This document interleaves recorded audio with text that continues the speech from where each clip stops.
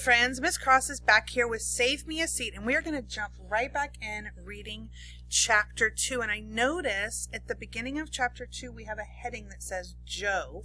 And if we look back to chapter 1, we did have that one heading that said Monday chicken nuggets, or I'm sorry, chicken fingers, and we haven't heard anything about that yet. So I'm anxious to find out when that comes into the story. But remember, chapter 1 was all about Ravi. So now we're going to get to meet Joe, who is our other main character. My name is Joe, but that's not what most people call me. Not at Einstein, anyway. I've never been a big fan of school, except for lunch. Eating is the one thing I'm really good at. I've always been tall for my age, but lately I've been growing so fast my clothes don't fit anymore. Even the ones we bought a few weeks ago. I'm always hungry. A lot of kids wouldn't be caught dead eating school lunch. They call it mystery meat and slop, but I don't mind. Every week it shows up in the same order. Chicken fingers, hamburgers, chili, macaroni and cheese, pizza. By the way, it's not a coincidence that Tuesday is Burger Day and Wednesday is Chili Day, because at Einstein, hamburgers get recycled. It's not as bad as it sounds. The leftover burgers from Tuesday get dumped into a big pot with beans and some other junk, and presto changeo, on Wednesday you've got chili. So far I'm inferring that Joe is a little bit more concerned about school lunch than his school work. And there could be several different reasons for that, so maybe we'll find out. Everybody knows I don't talk much at school. My best friends, Evan and Ethan, used to call me Blabbermouth as a joke, but I guess I'm not going to be hearing that much now, since they both moved away over the summer. To be honest, they were a little weird, but I'm going to miss them anyway. So his best friends have just moved away, so I'm wondering if he might be feeling a little lonely too at the beginning of the school year.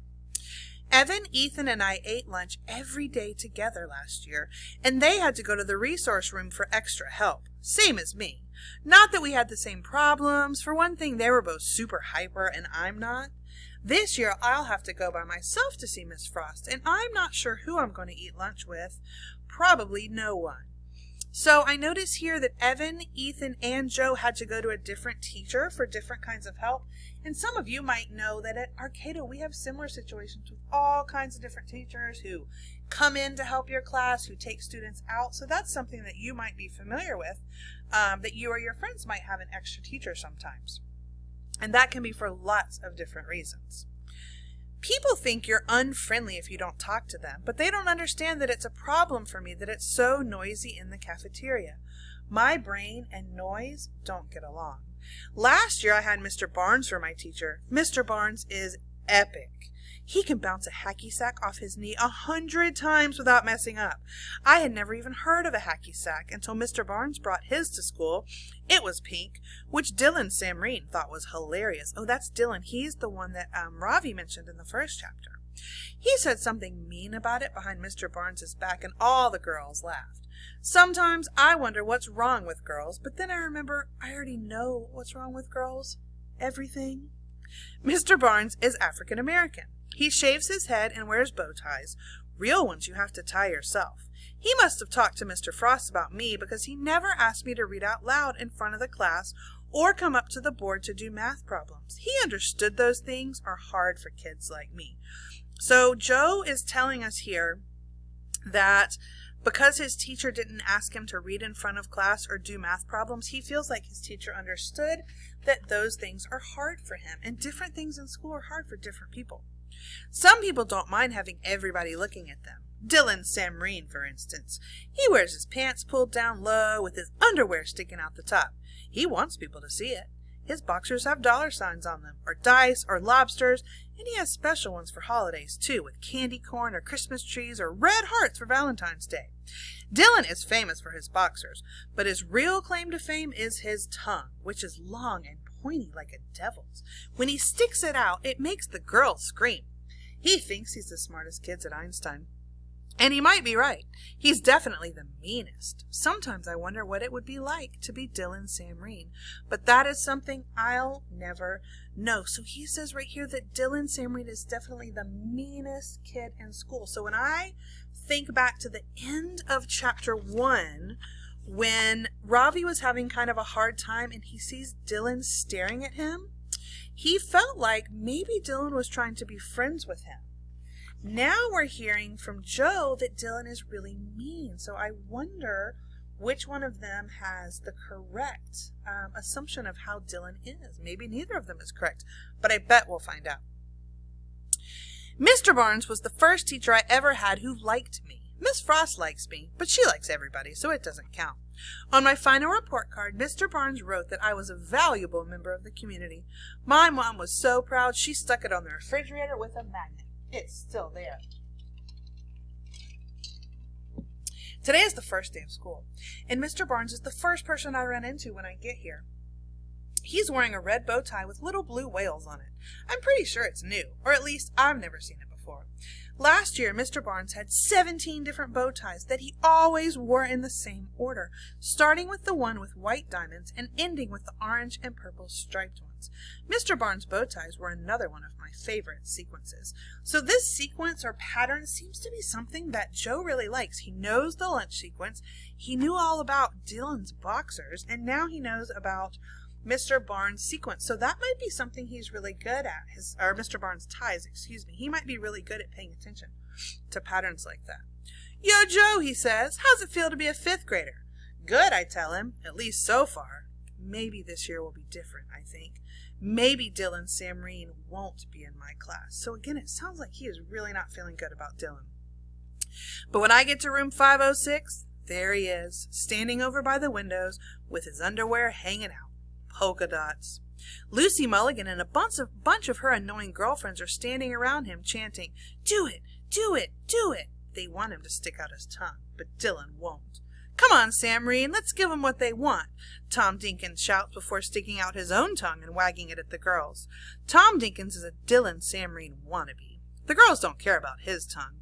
I warn you, Dylan tells his fan club, I think it grew a little over the summer. Lucy and her friends start jumping up and down, screaming, ew! One thing I will say about Dylan Samreen, he really knows how to play a crowd, so it sounds like Dylan likes all of this attention. All the screaming starts to get to me, so I do the in 2, 3, out 2, 3 breathing Miss Frost taught me. If that doesn't work, I'll have to use my earplugs. Remember, he told us that loud noises are not his friend. I always keep a pair in my pocket just in case. They come in different colors, but I like the tan ones best because they don't show as much. They're made out of some kind of squishy foam rubber, and when I wear them, I can still hear people talking, only it's softer, like when you're underwater or having a pillow over your head. I'm allowed to wear my earplugs in school whenever I want, but mostly I use them in the cafeteria, on the playground, and in gym class. Settle down and take your seats, announces Mrs. Beam, my new teacher. This is her first year teaching at Einstein, and she looks a lot younger than any of the other teachers I've had. She's shaped kind of funny, wider at the bottom than the top, and she's shorter than me, which is weird, considering that she's my teacher. She seems nervous, and there's something freaky about her eyebrows. At Einstein, kids have to sit in alphabetical order. Every year since kindergarten, my seat has been right behind Dylan's. I know the back of his head by heart. Mrs. Beam has made name cards for us and put them on the desks, but when I go to take my seat behind Dylan, somebody's already sitting in it. He's a shrimpy-looking kid with thick glasses and greased-down black hair parted on the side. I've never seen him before, and I'm not sure where he's from. His skin is darker than mine, but not as dark as Dylan's or Caleb Burrell's. When I look at the card sitting on his desk, I see his name is about a mile long and full of Y's and A's. So when he sees this boy, he notices that his skin is dark, his hair is dark, he's got a really, really long name with a lot of vowels in it. Who could this be, do you think? He seems kind of nervous, too. He keeps rubbing his nose and looking down at his hands, which are folded in his lap like he's in church or something. His shirt is so white it hurts my eyes to look at it, and he's got it tucked in and buttoned up all the way to the top. When Mrs. Beam asks him to tell the class about himself, he stands up like he's in the army and calls her ma'am, which is about the only word he says that you can actually understand. Everybody starts laughing, and for a minute I think, hey, maybe 5th grade isn't going to be so bad after all. Maybe Dylan Samreen will decide to pick on this new kid with the weird name and the funny accent instead of me. So Joe is feeling like the bad attention that he sometimes gets might be placed on somebody else, and he probably doesn't feel great about it, but he kind of also feels like maybe that would be better for him. All right. We're going to read chapter 3 before we stop. So chapter 3 is back on Ravi. Mrs. Beam tells us we're going to play some games called icebreakers. I can already tell that the school in America is going to be easy for me. At Vidya Mandir, we never played games during class. On my first day of 4th grade, my teacher, Mrs. Arun, gave us a test. The first game Mrs. Beam teaches us is called fruit salad. I am on the team called bananas, and Dylan is on the apples. Another game is called Wink Murder. In this game, one person is the murderer, and he or she has to knock people out by winking at them.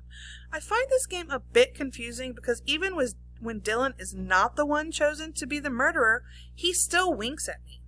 The last game we play is called Vin Friends. For this game, Mrs. Beam assigns us partners. I hope that she will put me with Dylan Samreen, but instead my partner is a pale, skinny girl called Emily Mooney. Now I notice he makes a connection, actually it's a distinction from his old school, but he notices that this school seems more fun and laid back, like playing games on the first day, where at his first school in India in 4th grade he had a test on the first day. You'll have a few minutes to interview each other, Mrs. Beam explains. Find out as much as you can about your partner. For instance, what kind of music does he or she like? What is his or her favorite food or sport? When you've finished your interviews, you'll create a Venn diagram showing all the things you have in common. What the heck, says a red-haired boy with freckles. He doesn't know what a Venn diagram is, so Mrs. Beam has to explain it. At Vidya Mandir, we learned how to make Venn diagrams in 3rd grade. Each of you must draw a circle and fill it with a list of things that your partner enjoys, Mrs. Beam says. Then you and your partner will draw 2 overlapping circles. Where the circles intersect, you'll make a list of all the things you discovered you've had in common. So this is interesting because the way this is described right here to me sounds a little confusing. I know what a Venn diagram is, but I'm just thinking if I didn't and I heard this description of it, it might be a little confusing or a little overwhelming. At first, I think this will be an easy game for me, but every time I try to ask Emily Mooney a question, she giggles and says, "What?" Then when I try to answer her question, she does the same thing. Appa says that someday I will be interested in girls, but that day has definitely not come yet. When Mrs. Beam calls time, the only thing Emily Mooney and I have found to place in the intersection of our diagram is that we are both in room 506, and that was my idea. I am glad when Mrs. Beam tells us it's time to get ready for lunch.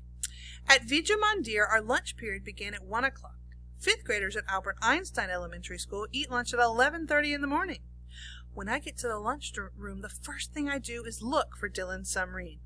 In India, my best friend Pramod and I always ate lunch together. Afterwards, we'd play cricket in the field behind the school. I spot Dylan standing in the queue waiting to buy his lunch. Queue is another word for line. So he's standing in line. They are serving something I've never heard of before called chicken fingers. Most of the tables are filling up quickly, but I spot an empty table on the opposite side of the lunchroom and I sit down. While I wait for Dylan to join me, I carefully lay out the cloth napkin that my mother packed for me, neatly folded with a spoon tucked into it. So I am thinking he is sitting down at the table. I'm guessing he's brought his own lunch because it says his mom packed this stuff for him. And he's waiting for Dylan. He thinks Dylan's going to come sit with him. I'm not feeling very hungry, but Amma will be upset if I don't eat the lunch she made me. Upuma made me pure desi ghee, she said as she stirred the pot this morning.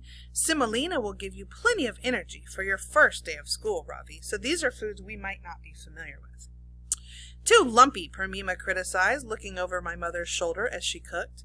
I am just getting ready to open my stainless steel tiffin box when Dylan Samreen walks by carrying his tray. I caught a glimpse of his underwear earlier in class. There are red dots on it. I think about my own underwear, clean white Hanes from Kohl's that my mother insists on ironing. There is no way I would ever let my underwear hang out like that, whatever that kind of underwear was called.